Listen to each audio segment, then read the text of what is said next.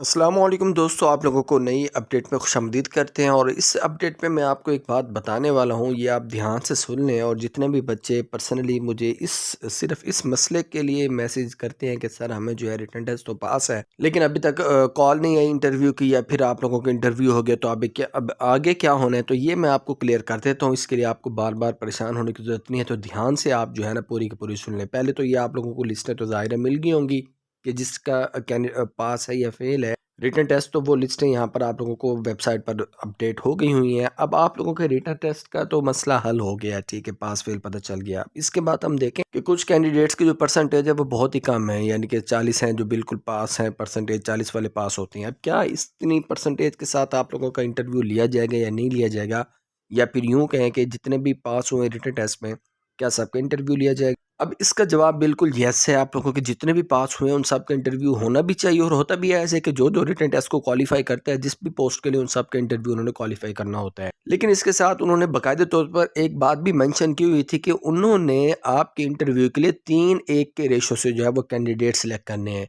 3:1 के रेशो का मतलब ये है कि एक सीट पर उन्होंने 3 बंदे सिलेक्ट करने हैं। अब इसका क्या हिसाब है कि हर उन्होंने रीजन की लिस्टें भी, पोस्ट भी डिवाइड की हुई हैं कि किसी रीजन की कितनी पोस्ट हैं, कितनी किसी की कितनी पोस्ट हैं। इसके साथ ये मतलब है इसका कि जिस रीजन के अंदर मिसाल के तौर पर टोटल 225 हैं, तो किसी रीजन में उनको 40 सीटें चाहिए, किसी में 10 हैं, किसी में 15 हैं।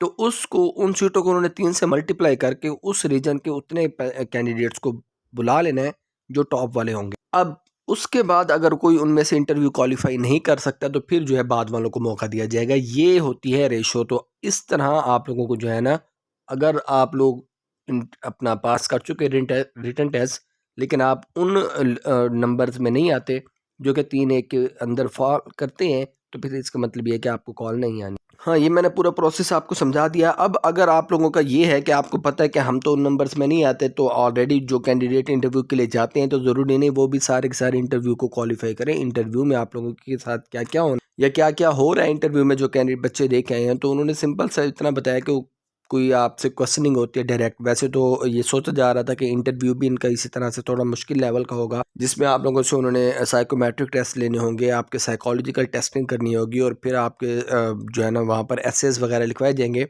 लेकिन इस तरह का कोई काम नहीं हो रहा। तो कोई बच्चा अगर मेरे साथ यूट्यूब के ऊपर लाइव बैठकर भी अपना एक्सपीरियंस शेयर करना कि इंटरव्यू में क्या क्या कराया गया, तो आपको मैं इसी चैनल पर लाइव भी इनवाइट कर सकता हूँ और हम बैठकर जो है वो उसको डिस्कशन कर सकते हैं। तो उसका आपको ज़ाहिर है मुझे व्हाट्सएप पर कॉन्टैक्ट करना होगा कि सर मैं बैठकर आपके साथ जो है अपना एक्सपीरियंस शेयर करना चाहता हूँ।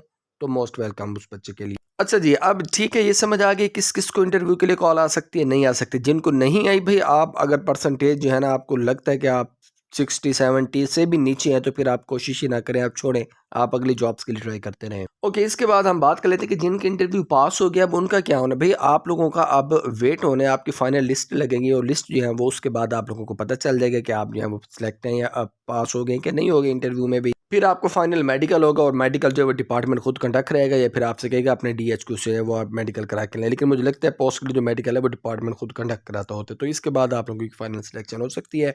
तो ये आप लोगों को मैंने दोनों बातों का जो है जवाब दे दिया है। रिटन टेस्ट का जो बैच है वो इंशाल्लाह 25 जनवरी से स्टार्ट कर रहे हैं हम।